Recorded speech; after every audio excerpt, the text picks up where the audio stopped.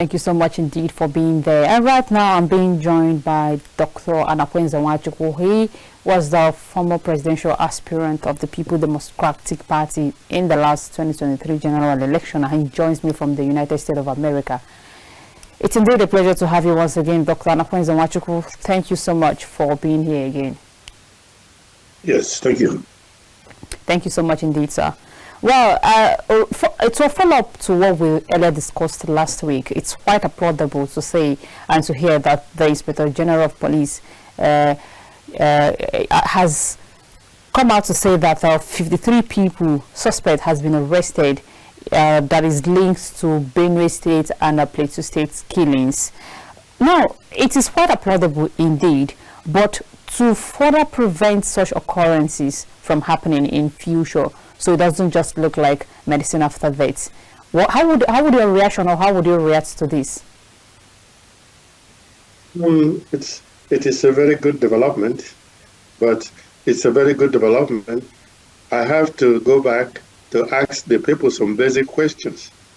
I'm speaking to the whole of the Nigerian towns, villages, and tribes. I'll ask them these questions. What is the why are you wasting time crying and having weakness? That's what the enemies want. They want you to be crying and be weak.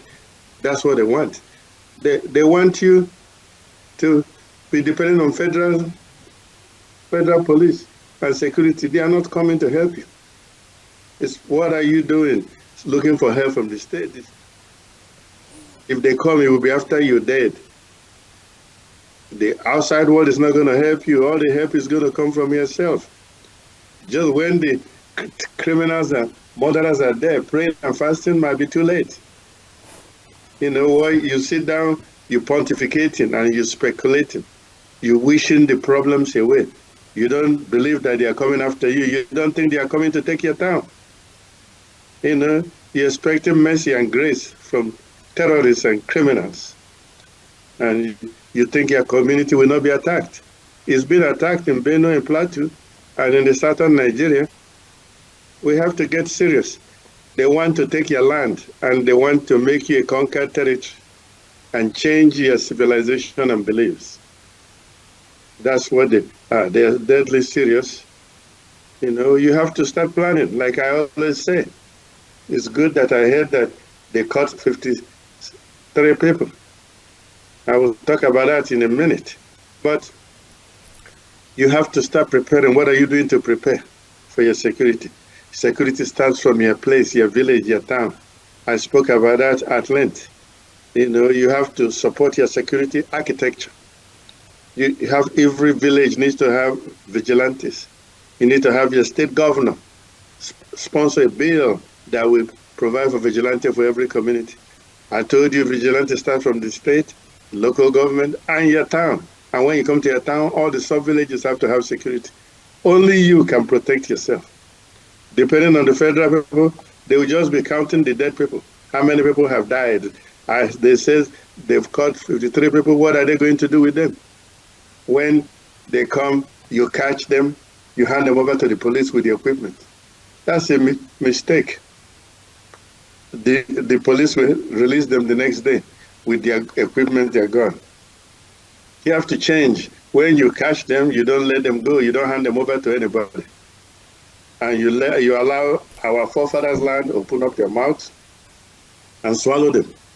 You have to. It's a deadly serious game. It's either you are dead or they are dead. And don't stop wishing. Stop pontificating. Stop wasting time.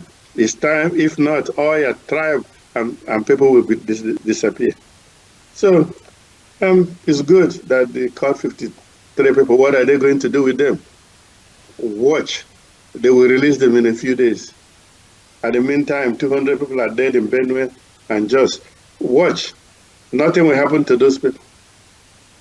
If they are caught, if they are serious, they should be prosecuted for life and be in prison for life, or they should be killed because they killed people, they murdered people. If you murder somebody, you need to be murdered too. If you kill somebody, you need to be killed. But I'm guaranteeing you that they are not going to do anything. They are going to call them hunters. And they're just playing with you. Just don't play with yourself. Get serious. Raise money. Every village you come, raise money to equip your town with motorcycle, Sienna, Jeep, and equipment for security. I told you where I come from, we have CCTV. We are doing it, government is not doing this for us. You have to value one life killed is too much. The people who are killing them, their life is worthless. But when they come to a place and they kill one person is too much.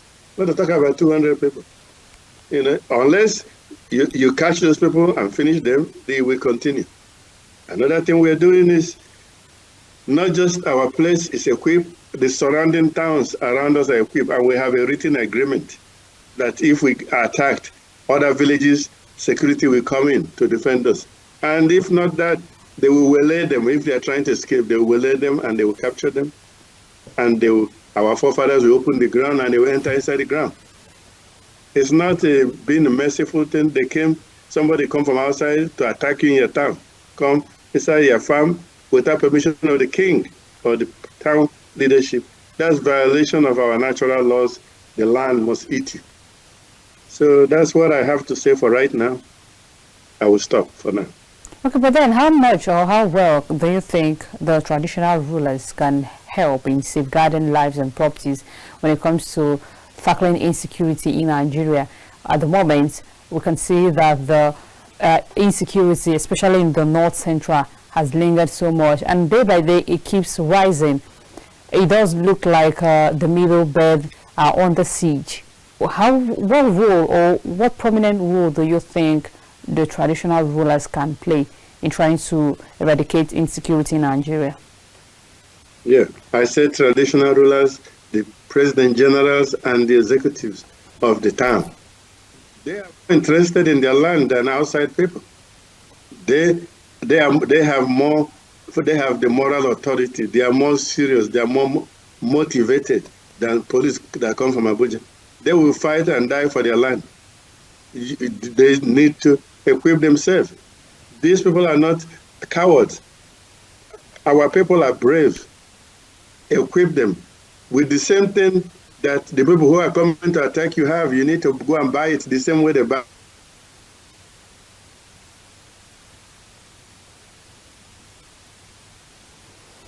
Dr. Akwenza Machuku, are you there? Can you hear me?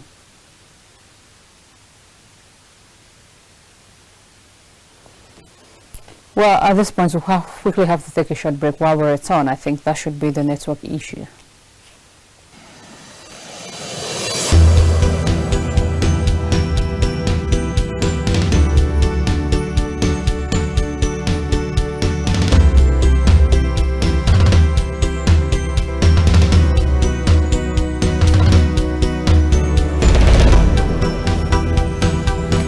We are still being joined by Dr. Akwenza Machuku. Dr. Akwenza, if you can hear me clearly, there was a disruption from the internet at the point. Yes, I can hear you. Please go ahead. To defend it. Can you hear me, sir?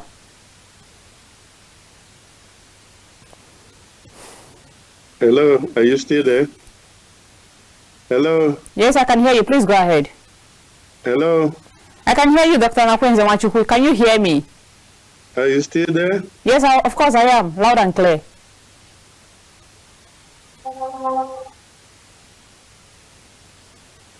I have to be back in a minute. Welcome back, and we're still being joined by Dr. Akwenza Machuku. He's been speaking with us regarding the insecurity in the North. And like I said earlier, he's speaking to us from United States of America. Dr. Akwenza, can you hear me now? Yes, I can hear you. Okay, that was the internet disruption earlier. Okay, you were saying something. I asked what role you think the traditional rulers can play in trying to eradicate insecurity in Nigeria. Yeah, you can hold the traditional rulers responsible for their area. If something happens in their area, you hold them responsible for this. You give them punishment. So, but you need to empower them. What kind of punishment is that? And they're not just traditional rulers, the President General of the town and the executive. You need to hold them responsible and hold them accountable. If something goes on and they don't report and get help, then it's their fault. You know, I'm saying vigilante, I don't mean they work by themselves. I mean they will work with the police, they will work with the DSS, they will work with the army. But I'm saying we don't need to wait for them. If you wait for those people, you will all die. I'm trying to understand, give them punishments. I'm trying to understand what you actually mean by punishing the traditional rulers when they fail in their area of safeguarding life and properties. What kind of punishment are you referring to particularly? I mean, they know what's going on in their communities. Where I'm from, they know. And they might be afraid of their life, but they will let the police, the DSS know. And they will if they let our security know, they will organize themselves and they'll go and attack them. I mean, you hold them accountable. When you give somebody power, you have to hold them accountable. You don't just leave them to do whatever they do. Some traditional rulers might out to the terrorists. I'm collecting money from them and don't do the job. But overall, they do the job. And I'm saying give them their chance. And not just then the President General of the town. That's better than what you have now. What you have now is nothing. And when you catch people, you hand them over to police, and then the next day the police releases them. That does not solve a problem. So the 53 people that were caught, then let's wait. Let's try them, imprison them for life, or they should be executed. If you don't do that, you're wasting time. This will continue. This thing is evil and must stop. It doesn't happen anywhere in the world but in Nigeria. It doesn't even happen in other African countries. You have barbaric people coming in from the desert, coming to kill good people, working men and women who are just trying to live and provide for their family. We cannot accept that, and we will fight back, and we will organize. That's why I'm talking to the towns, so that they can listen to me.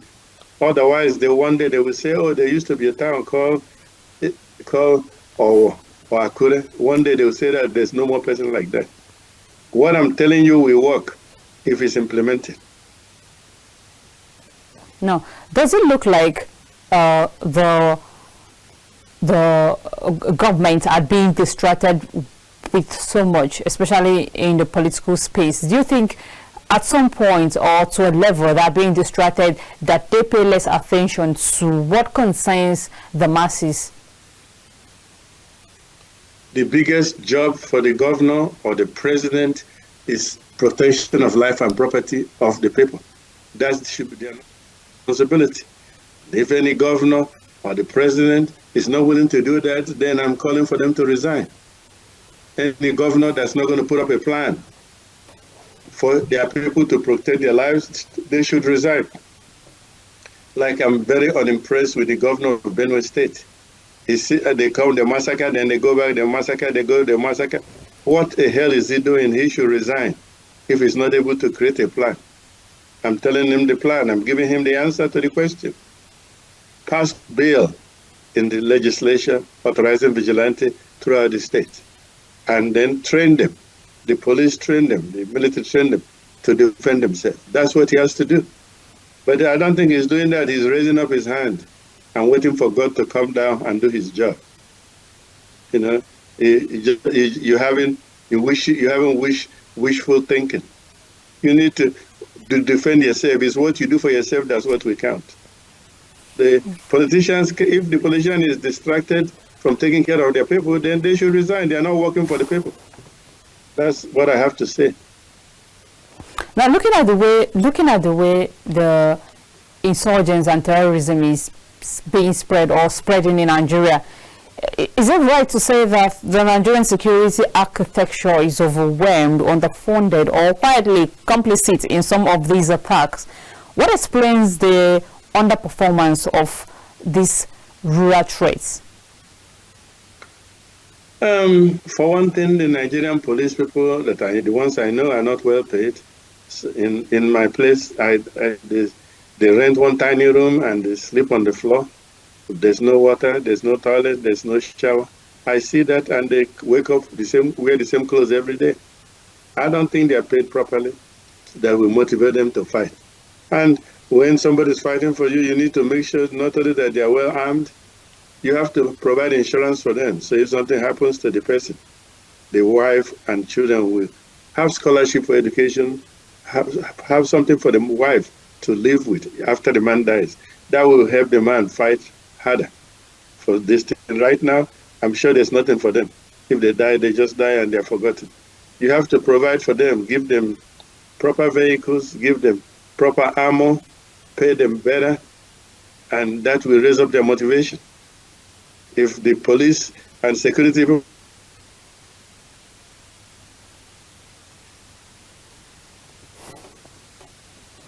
Dr. Akwes, are you there?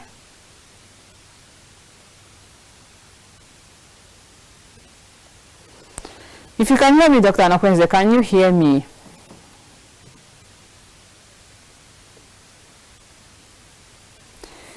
Oh, the network indeed is frustrating. But we'll be right back shortly to continue with the conversation. Dr. Akwes, if you can hear me, sincere apology, I think we lost you to an extent, but we are back here again. Please continue with what you were saying before the network interrupted. I said the biggest job for the governor or the president of Nigeria is to provide security for lives and property. Job.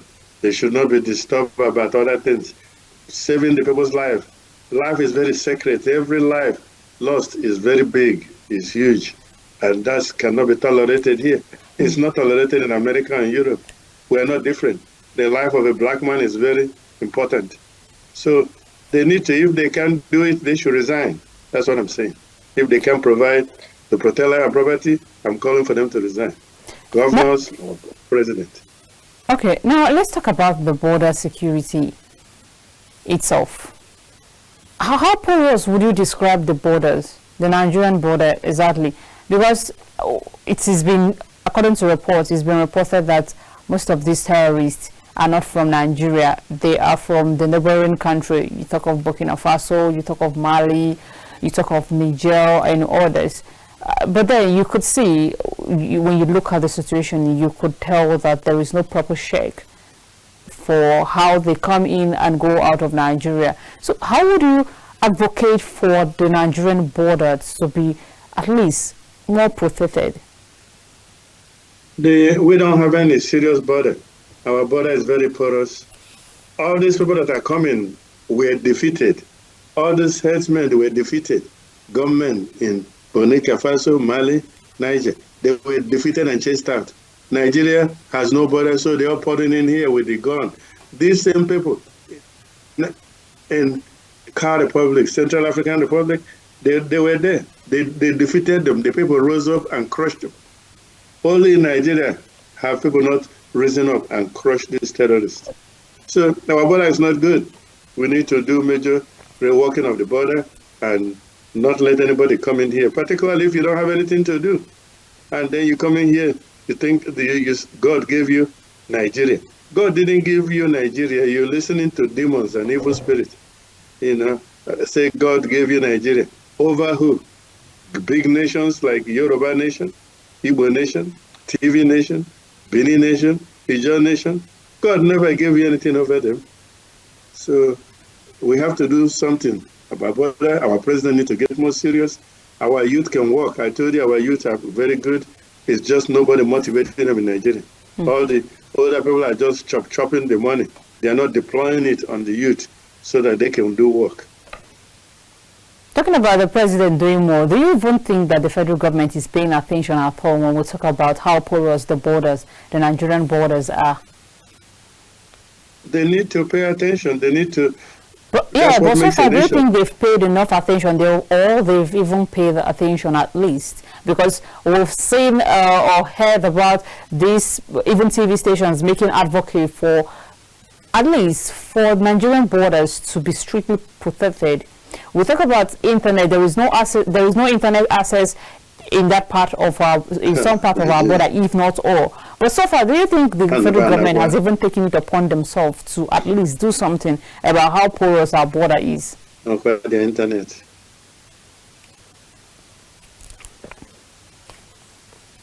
Dr. Akwes, can you hear me? Are you there? Wow. Dr. Nakwenze, are you back? Can you hear me? Yeah, I'm here. Okay, please. Did you get the question I asked last?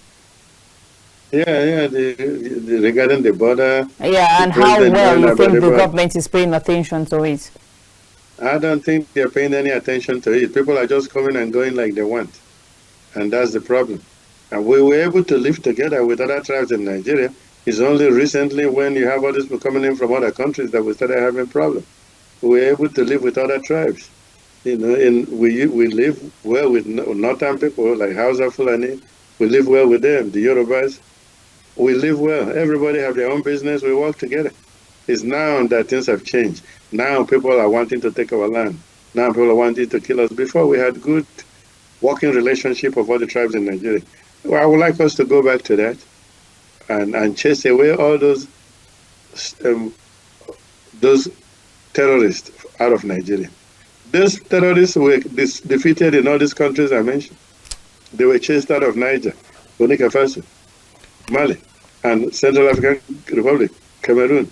Ghana would not allow them to come in. We are the only one that's acting like we don't have any sense. We can't tolerate our people being killed anymore. We are going to fight back. So is it right to say that it does look like security agencies are being overpowered by these terrorists? Would you advocate for Nigerian government to seek maybe perhaps foreign help? Yeah, there's nothing wrong with getting foreign help to come and retrain the security that we have. You know, we can use foreign help that come and retrain the security we have.